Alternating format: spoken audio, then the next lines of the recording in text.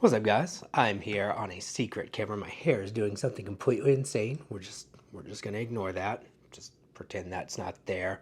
I'm here on a secret camera, which is not really that much of a secret if you recognize this microphone that you can only get right now if you buy it along with a certain camera. It's probably not that secret, but still, secret camera, not my usual Fuji. And today I'm going to talk about the iPhone 15 Pro camera, specifically the 1X camera, because that's basically all I use. And I didn't get the Pro Max for the big fancy zoom because I don't want to carry a surfboard around.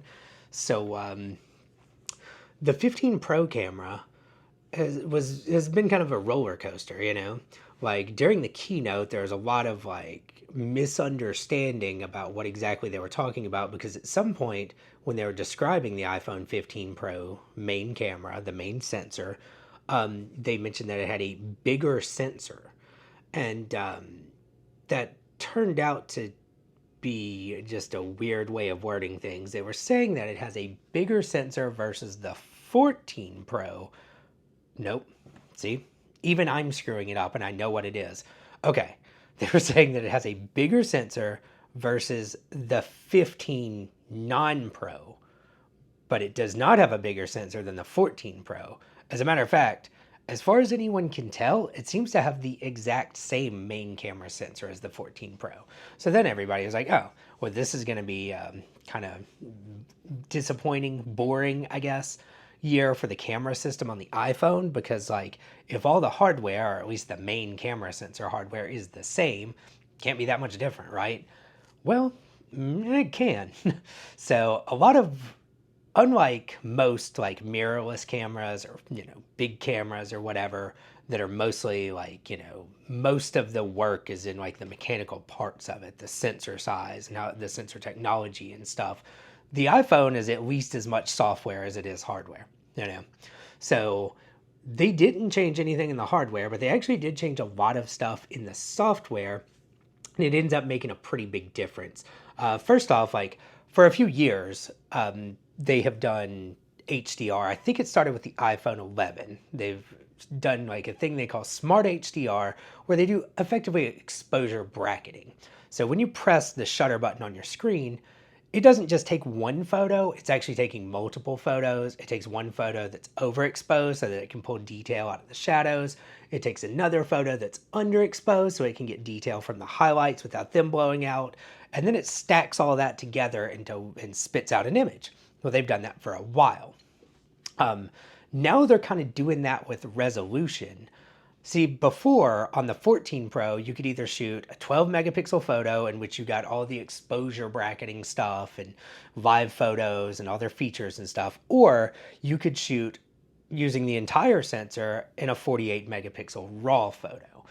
But you've lost all that. And then you got a giant file size photo, like 60, 70, 80 megabytes, that then you had to color grade yourself, which is not really what most people want to do on a phone camera most of the time.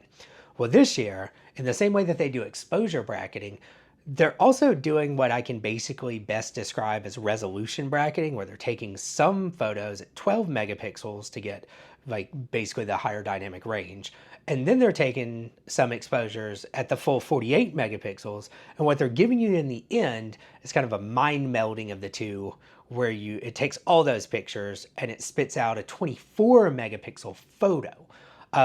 The important thing about this, really, to me, more than anything, is that this is the default mode for all iPhone 15s.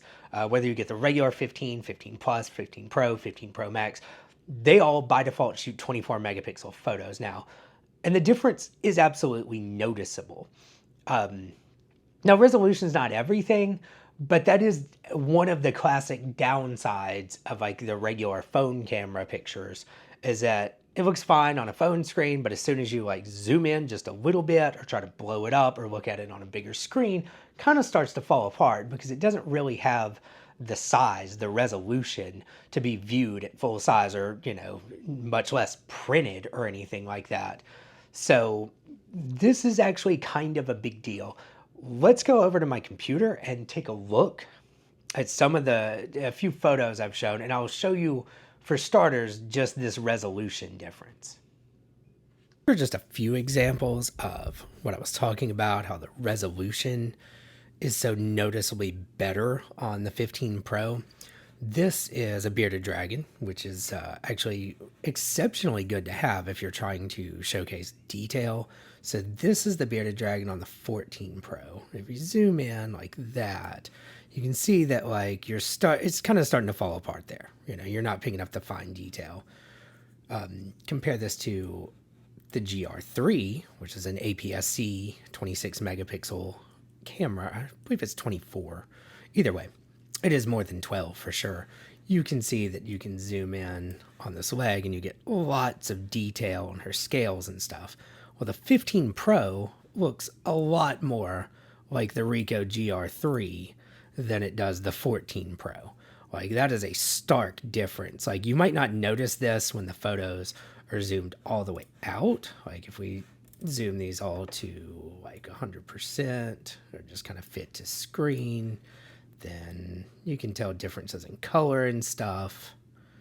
But the detail isn't that obvious. But once you zoom in, like the detail there on her, and that's at 200%. Whoop, still pretty sharp. Versus this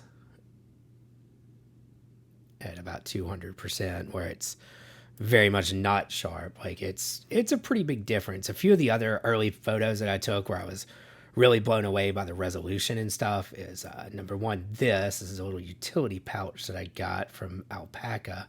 If you zoom in, you can see right here on my flashlight, you can read the writing on it very clearly. And that's like very small writing. That's a small flashlight. Like you can see it compared to the size of my hand. That's really cool. Daisy happened to be wearing this dress, which has writing on it. You can absolutely zoom in and read everything very sharp and clear. Like all of the stuff on her dress totally comes through. This bottle of tequila, which by the way is very good tequila. So if you see this, you should buy it. But you can see the detail on the label. Like that's just awesome looking. And then also I got a pizza, and of course I had to take a picture of my food, but you can zoom in and see lots of detail in it. So like the resolution difference is absolutely no joke. Like it's real. It's there. It's noticeable. Okay. So yeah, as you can see, the resolution difference is seriously like it's the big deal this year. Like the iPhone cameras pretty much always get at least a little bit better. Sometimes it comes in really big jumps. Like there's some years that the camera gets a much larger sensor and looks a lot better. And there's some years that it's a minor upgrade. I thought watching the keynote that this was going to be a minor upgrade year, but it turns out I actually feel like this is a major upgrade year. Having that extra resolution is going to make a massive difference, not just right now, but also in the future. Because you got to think, like the screens that we use every day keep getting higher and higher in resolution. I don't know if that's going to continue indefinitely or like what format we're going to be looking at photos in like 4 years, 8 years, 10 years from now. But I do know that having more resolution is always going to be good. Like even right now, if you want to look at them on your TV, like as the Apple TV does the thing where it can pull up one of your favorite albums or just your photos at random or whatever and can show you those on your Apple TV. I guarantee you if you look at some of these photos on a 4K TV at 65 inches or something, there's a massive difference between the 24 megapixel photos that the iPhone 15 takes and the 12 megapixel photos that it's taken for the last 5 or 6 years prior to that. So that is seriously going to be a big deal, and it's going to be more future-proof your photos. As far as all the other stuff, it's more of an incremental improvement. To test this out, it's school year, so I can't go on like a trip or anything right now.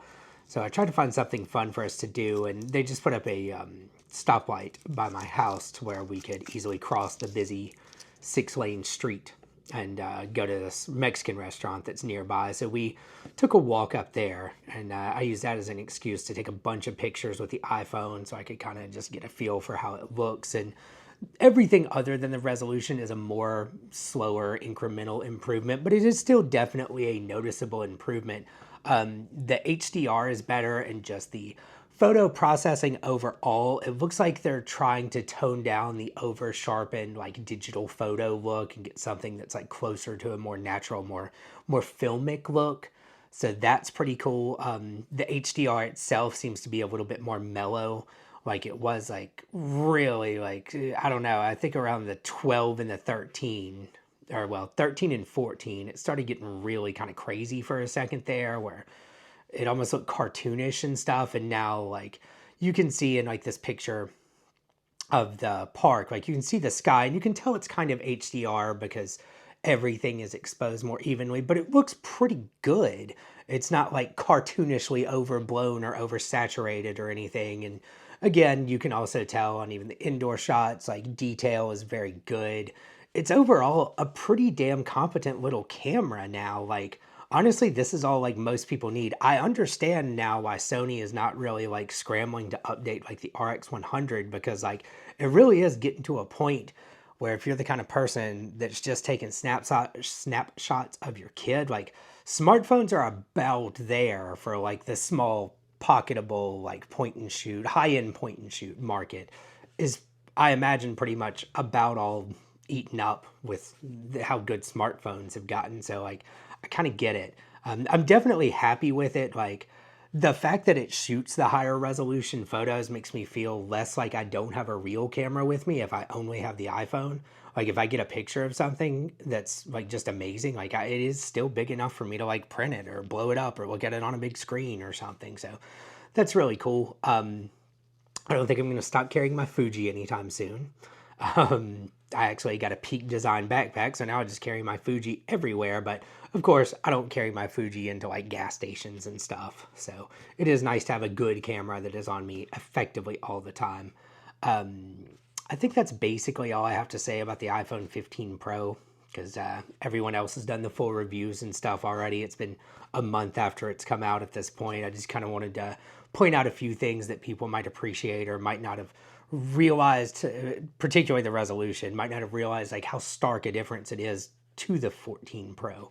I'm going to keep using this little camera, which I'm absolutely in love with, and I'm going to make some videos about it in the very near future. So stay tuned for that. Later.